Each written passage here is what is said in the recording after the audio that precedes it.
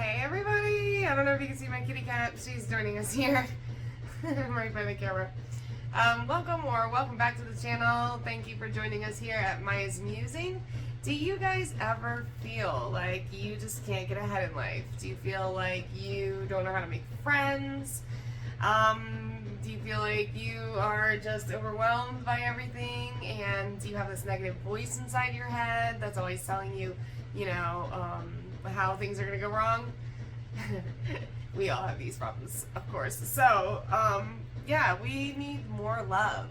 We need more love, but not just love for each other, love for ourselves.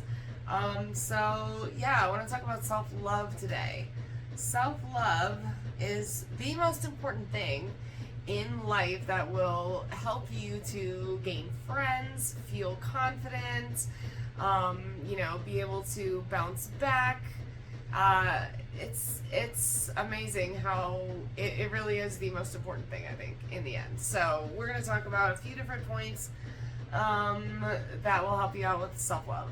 So point number one, it was self-talk. So like I said a minute ago, when you have that negative voice inside your head that's just going on and on about, how you're not cutting it, it's really hard to get back up from that. And so, you have to talk to yourself like you're a coach. Like, you don't want, a swim coach wouldn't be yelling at the kid like, oh, you're terrible, you gotta do better. If we saw that, we'd think something was wrong with that, hopefully. So, you're supposed to talk to yourself like a coach would talk to a child, like, encouraging and like, it's okay if you mess up, we're going to try again, we're just going to keep going through the steps and eventually you'll learn, So that is how you have to talk to yourself. And if you notice your voice totally different than that, it's time to stop, breathe, take a walk in nature, maybe do something creative, find a different outlet to put your emotions into, because we can all get stuck in that negative cycle, but it's not helping. It never will help. We have to be able to forgive ourselves. So that comes down to just really being able to love yourself unconditionally and accept things for the way they are and speak to yourself supportively. Okay, so point number two is self-care. So self-care is going to look different for everybody. For some people, like me, it's meditation and a lot of alone time to like decompress, massages, nice hot cup of tea, nice moon bath if that's what you're into. I like to do gong therapy, kundalini yoga, things that are going to be taking care of you mentally, emotionally, and spiritually. So, and physically. So, yes, you want to be taking care of yourself on all of those levels, and that right there is a lot of work, which brings me to number three, which is positive routines. So, in order to support yourself and love yourself, it's really easy to get caught up in stresses and be overwhelmed by everything, and then to like lose that positive voice that you've been maintaining.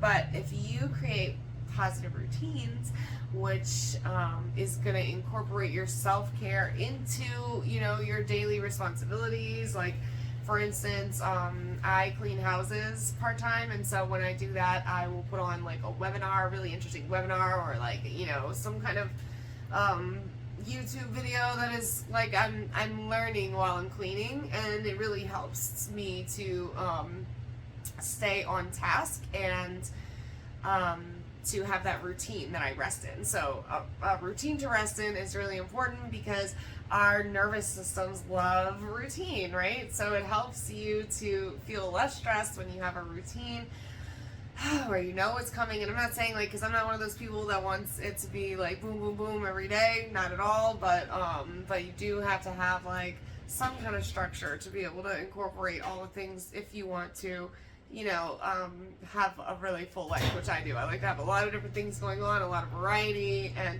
so that I'm learning is really calling me to be able to manage my time better and to be able to have routines that I can rest in, like waking up in the morning, getting my kids ready for school, coming home, having a little time to exercise, hopefully a quick meditation, and then a cup of coffee on my way to work. Anyway, I can describe a lot more of the routines. I love my meditation routine, which is that I light a candle.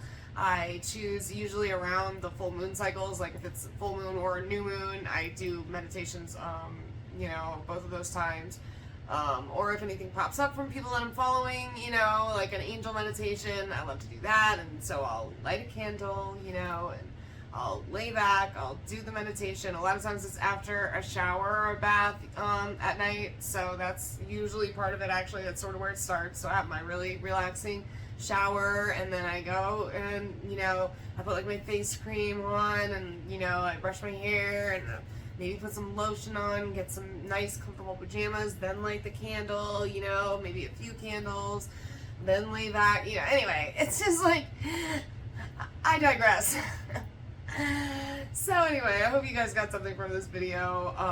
Self-love is everything. If you can love yourself truly enough to just be who you are out in the world, you're able to show up with an authentic message. You're not worried about whether or not somebody is gonna resonate with you, because you love yourself. So you're gonna go and you're just gonna be yourself, and you're not worried about what that means and how many people are gonna approve of you, and that's a really cool thing. I've struggled my whole life with, fear of judgment from others.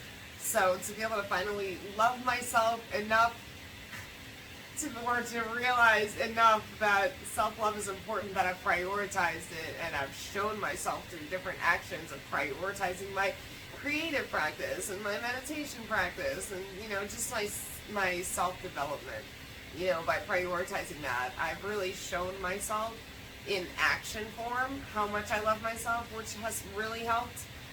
But it's also just acceptance of who you are and everything. And it's like, even if I fail, it's okay. I love myself. I can get back up and try again, because I'm so grateful to myself for being on this journey, and it might take a while to get there. But when you have these things that you're doing, talking to yourself really positively, you're going through how you have all these self-care things that you do to keep up with your mental, emotional, physical, spiritual well-being, and then you have these routines, positive routines, which is sort of goes along with number 2. So anyway, and all these things come together to create a beautiful ecosystem of support for you. So I hope that you will really dive into your journey of self-love. I follow a lady named Lillian with Awaken Change, and she has a self-love challenge. Maybe I can link to it in the description. I'll probably have to ask her about that. But yeah, and then you can try her self-love challenge, or there's probably many more out there. But anyway, I love you. Thank you so much for watching. See you soon.